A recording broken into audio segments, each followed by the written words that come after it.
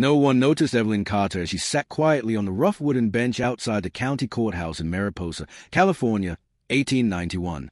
The morning sun beat down, making the cracked paint on the courthouse steps peel and flake. People bustled past her, their faces sharp with impatience or worry, but none of them spared a glance at the frail, weathered woman who looked like she belonged more to the dust beneath her feet than to their busy world. Her hands were folded gently in her lap, trembling slightly as a cool morning breeze passed by. Skin cracked and worn from decades of hard labor, her fingers told stories of toil in kitchens, fields, and homes where no one ever noticed her except to expect more work. She was 56 years old, but the years had been unkind. Time and hardship had etched deep lines on her face and hardened her heart. She wasn't waiting for justice today. No, Evelyn was waiting to be discarded like an old tool no longer needed. Her nephew, Thomas Reed, stood a few feet away, avoiding her eyes. His wife had insisted. With food scarce and the drought crippling the region, Evelyn was extra weight, a burden to a family already stretched too thin. She had been told before, "You're too old to be useful anymore." Why bother keeping her around? Better to send her away. And so, here she was. The clerk's voice echoed through the dusty square. Miss Evelyn Carter, age 56, able-bodied, capable of household labor, cooking, cleaning, laundry.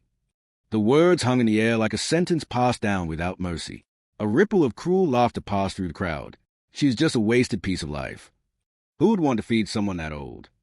Evelyn's heart clenched, but her chin stayed raised. She had buried a husband when she was barely 29. Raised her sister's child after both parents died. Worked from dawn till dusk with no thanks, no rest. She had survived hunger, loneliness, and abandonment. If this was the end, she would face it without breaking. Suddenly, a voice shattered the murmurs. "That's enough." The crowd fell silent. A man, tall and broad-shouldered, stood at the edge of the gathering. His coat was dust-covered from a long ride. His dark hair was streaked with gray, and grief shadowed his eyes. But those eyes, steel blue and unwavering, held a fierce fire. "My name is Caleb Wright," he announced, "and I will not stand here and listen to a woman be spoken of as if she were cattle." Murmurs died down as Caleb stepped forward, placing a heavy leather pouch on the auctioneer's table. "That's 2 months' wages," Caleb said evenly. "More than enough to cover whatever debt you claim she owes." Gasps burst from the crowd. Evelyn looked up slowly, disbelief softening the lines on her face. The clerk stammered, "Sir, this isn't a sale. It's—" Caleb cut him off and turned to Evelyn. "I'm not here to own you," he said gently. "I'm here to offer you a choice. Fair pay. Respect." The word choice was unfamiliar, almost foreign. "I run a ranch about 10 miles east," Caleb explained. "I lost my wife and child 3 years ago. Since then, the place has been falling apart. I need help, but only if you want to come." Evelyn swallowed hard. "Why me?" Her voice was soft, fragile like a leaf trembling in the wind. Caleb met her gaze with quiet certainty. "Because I see someone who has survived a life that tried to break her." She reached out with a trembling hand. Caleb took it firmly. For the first time in decades, Evelyn felt seen. The Wright Ranch wasn't grand by any means, but it was alive. Golden hills rolled gently beneath a wide-open sky. Fences sagged but stood stubbornly. The house was modest, sun-washed, and warm.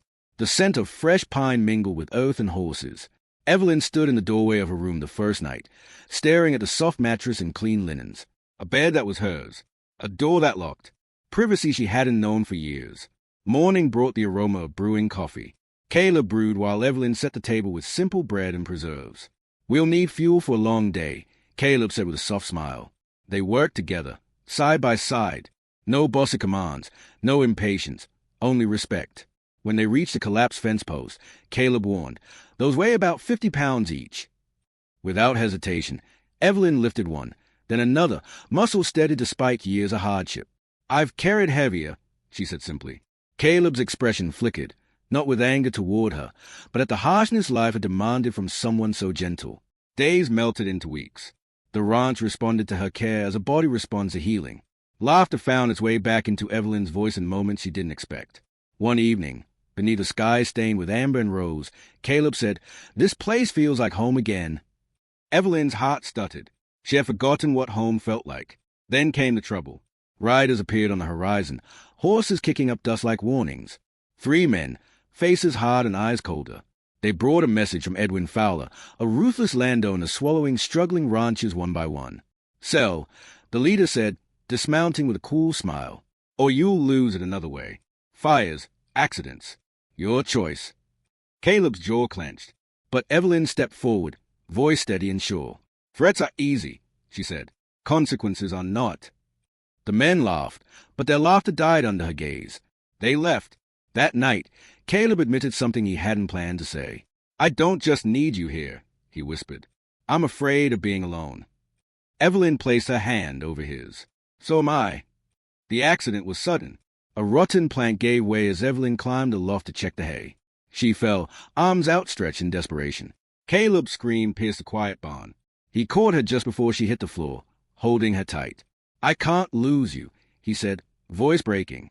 Evelyn felt something new, a fragile, fierce love that promised shelter, not fire. By the fire that night, Caleb surprised her. "I don't need perfect," he said softly. "I need you." Tears filled Evelyn's eyes. She said yes. Winter tested their strength. Fowler pushed harder, but witnesses and truth crushed his threats. They married quietly in a small ceremony, promises whispered over the crackling hearth. Spring exploded with life. Evelyn discovered a miracle growing inside her. At 56, she was going to be a mother. Caleb wept tears of joy and hope. Their son, Daniel, was born beneath a sky as clear as their future. Evelyn held him close, overwhelmed by a life she had once thought impossible. She had been called useless, old, a burden. But here she was, loved, needed, alive. If you have ever felt invisible, cast aside, or told your time is over, remember, love has no expiration date. Purpose does not fade with age. It is never too late to be chosen, to be seen, and to belong. Thank you for watching Classic Stories. Don't forget to like, comment, and subscribe for more stories that remind us how powerful compassion truly is.